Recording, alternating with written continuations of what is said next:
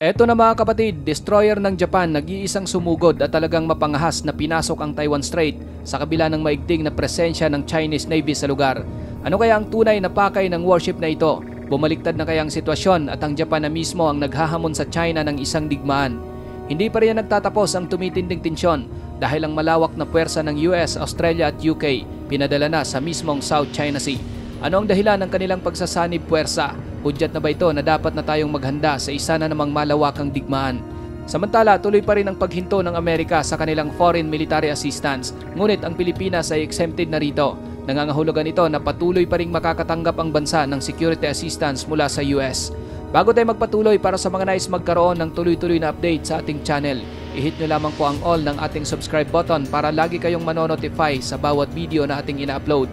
Malaking bagay na po yan bilang suporta sa ating channel. Back to the video. Maliban mga kapatid sa panggugulo ng mga barko ng China sa West Philippine Sea, pinapalakas din ng mga ito ang kanilang mga military activity sa paligid ng Sakishima Island sa katimugang dulo ng Japanese archipelago at iba pang mga lugar. Dahil dito, isang matinding mensahe ang pinaabot ng Japan kung saan mapangahas na pinadala ng bansa ang nag-iisang destroyer na mula sa kanilang Maritime Self-Defense Force sa isang solo na paglalakbay sa Taiwan Strait. Ang hakbang na ito ng Japan ay isang political message sa China na may layuning labanan ang lumalawak na presensya ng militar ng China sa paligid ng katimugang tubig ng Japan. Ang nag-iisang destroyer ay mula sa Akizuki-class destroyer ng Japan Maritime Self-Defense Force. Naglayag ito mula sa Hilaga patungong timog sa isang misyon na inaprubahan ni Prime Minister Shigeru Ishida. Ang destroyer na ito ay dati nang lumahok sa isang magkasanib na military exercise kasama ang Amerika, Australia at Pilipinas sa South China Sea, pati na rin sa iba pang mga aktibidad. Ang Akizuki ang pangalawang barko ng MSDF na dumaan sa Taiwan Strait, pangalawa sa Sazanami na naipadala ng dating Prime Minister na si Kishida kasama ang mga barko ng Australia at New Zealand. Matapos ang matagumpay na paglalayag ng destroyer ng Japan sa nasabing strait, sinabi ng Prime Minister na muli silang magpapadala ng barkong pandigma sa lugar kung magpapatuloy at talagang hindi titigil ang mga aktibidad ng mga barko ng China sa paligid ng Japan. Ang Taiwan Strait na naghihiwalay sa Taiwan at China ay tinuturing ng Estados Unidos at iba pang mga bansa bilang international waters. Ngunit hindi sumang-ayon ang China at tinututulan ng presensya ng mga barkong pandigma ng Estados Unidos at iba pang bansa na dumaan sa nasabing strait. Pero nang suyurin ito ng destroyer ng Japan, tameme at walang nagawa ang China. Partida pa ito dahil wala itong kasamang kahit anumang escort. Matindi ang ambisyon ng China na makuha ang kabuuan ng South China Sea. Talagang ginagamit nila ang lakas at kapangyarihan ng kanilang militar upang gipitin ang mga kalapit na bansa. Hindi naman nagpatinag ang Japan at sa tulong na rin ng mga kaalyadong bansa, sama-sama nilang pinipigilan at hinahamon ang agresibong mga aksyon ng China. Noong Sabado, isang magkasanib na pagsasanay militar ang isinagawa ng Ground Self-Defense Force ng Japan, US Marine Corps at iba pang mga puwersa sa Blue Beach Training Field ng US Military sa Kin, Okinawa Prefecture. Ang pagsasanay na bahagi ng Iron Fist exercises na ginanap sa Kyushu at Okinawa ay nagsimula ng isang paglanding mula sa impapawid at dagat sa isang malalayong isla na kunwari okupado ng mga puwersa ng kalaban. Isinagawa ang pagsasanay sa gitna ng lumalaking presensya ng militar ng China sa Indo-Pacific region na may layuning palakasin ang kakayahan ng dalawang bansa sa pagtugon sa agarang pagdepensa sa mga malalayong isla ng Japan. Ang nasabing exercise ay nilahukan ng kabuang halos 4,000 mga sundalo, kabilang ang mula sa Maritime Self-Defense Force at US Navy.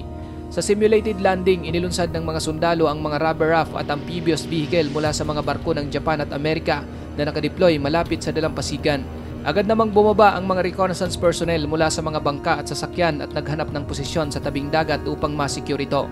Sumadsad naman sa dalampasigan ng MSDF landing craft, air cushion, hovercrafts at mga landing vessel ng US Navy na nagbigay daan sa mga armored vehicles at iba pang mga sasakyan na makapag-landing.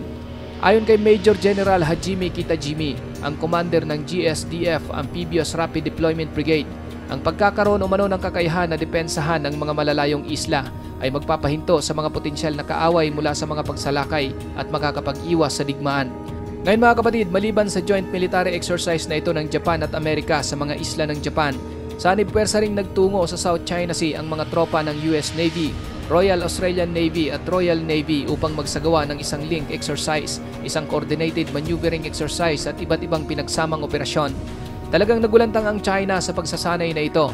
Ang mga unit kasi na lumahok dito ay kinabibilangan ng US Navy Arleigh Burke-class guided missile destroyer na USS Benfold, ang Royal Australian Navy Hobart-class guided missile destroyer na HMES Hobart, at ang Royal Navy River-class offshore patrol vessel na HMSP. Ang mga magkasanib na pagsasanay militar na ito mga kapatid ay malaking hamon sa militar ng China na gustong maghari sa buong South China Sea. Ayon nga kay Commodore Jonathan Lee, Joint Force Maritime Component Commander para sa Australia's Headquarters Joint Operation Command, ang regular umano na mga military engagement sa pagitan ng mga defense forces sa Indo-Pacific ay makakatulong upang mapanatili ang seguridad at katatagan ng rehiyon. Ang aktibidad ni daw na ito ay patunay ng lumalaking kakayahan ng Australia at Estados Unidos na magtulungan sa komplikadong maritime environment. Bilang isa sa mga pinakaabalang ruta ng kalakalan sa dagat at tahanan ng halos 2/3 ng populasyon ng mundo, mahalaga raw na tayo ay handa, nais at may kakayahan na harapin ang anumang hamon. Sa naturang maritime training, nagsanay ang 3 barko ng kanilang kakayahan na magpalitan ng mga data gamit ang kanilang mga tactical data link systems. Samantalang ang maneuvering exercise naman ay sinanay ang kakayahan ng mga crew na maglayag ng magkasabay sa iba't ibang kondisyon na nagpapabuti sa kakayahan ng 3 bansa sa sariling depensa at komunikasyon. Sakit sa ulo ng China mga kapatid ang mga pagsasanay militar na ito ng iba't ibang bansa na handang tumutol sa kanilang ambisyong dominahin ang rehiyon. Bagamat madalas ding nagpapakita ang China ng puwersa sa pamamagitan ng pagsasagawa ng mga live fire exercises, ngunit talagang nadedehado sila dahil sa nagsasanib puwersa ang mga bansang nais pigilan ang kanilang kasakiman. Ang US Navy ang regular na nakikisalamuha at nagsasagawa ng operasyon kasama ang kanilang mga kaalyado sa rehiyon ng Indo-Pacific. Ginagawa nila ito bilang pagpapakita ng kanilang magkasanib na pangako sa pagpapanatili ng internasyonal na batas. Ang mga pinagsamang operasyon na ito ay nagbibigay sa kanila ng mahalagang pagkakataon upang magsanay, mag-ehersisyo at paunlarin ang kanilang tactical interoperability sa pagitan ng mga alay sa Indo-Pacific.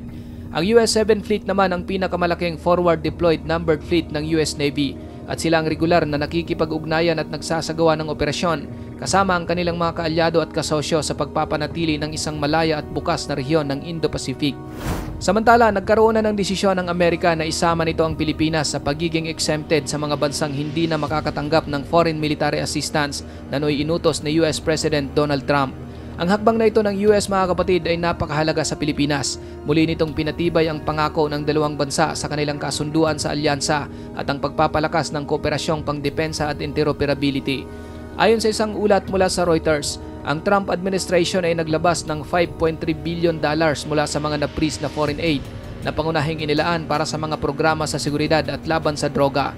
Kabilang sa mga security exemptions ay ang $870 million para sa mga programa sa Taiwan, $336 million para sa modernisasyon ng mga puwersa ng seguridad ng Pilipinas at higit sa $21.5 million para sa body armor at mga armored vehicles para sa National Police at mga border guards ng Ukraine. Sa sitwasyon ngayon ng Pilipinas, mahalaga ang tulong mula sa Amerika sa mga pagsisikap ng bansa na i-modernize ang armed forces nito at palakasin ang kakayahan sa dagat, lalo na sa gitna ng tumataas na alalahanin laban sa China na nang-aabala ng mga barko at eroplano sa loob ng exclusive economic zone ng bansa. Noong nakaraang taon, inanunsyo ni na dating US Defense Secretary Lloyd Austin at State Secretary Antony Blinken ang grant na $500 million para sa modernisasyon ng Armed Forces of the Philippines at ng Philippine Coast Guard.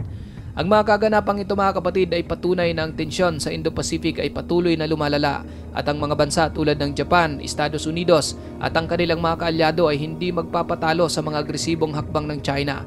Sa pagpapadala ng Japan ng kanilang nag-iisang destroyer sa Taiwan Strait, ipinapakita nila ang lakas at determinasyon na hindi lamang ipagtatanggol ang kanilang mga teritoryo kundi pati na rin ang mga internasyonal na alituntunin ng malayang pag-navigate sa mga karagatang ito. Ang mga magkasanib na pagsasanay militar ng US, Australia at UK ay nagsisilbing signal na ang mga bansa sa rehiyon ay nagkakaisa upang mapanatili ang seguridad at balanse ng kapangyarihan. Ang Pilipinas sa kabila ng mga pagbabago sa mga polisiya ng Amerika ay nakakatanggap ng patuloy na suporta na naglalagay sa atin ng isang posisyon ng kaligtasan at paghahanda para sa mga susunod na hakbang.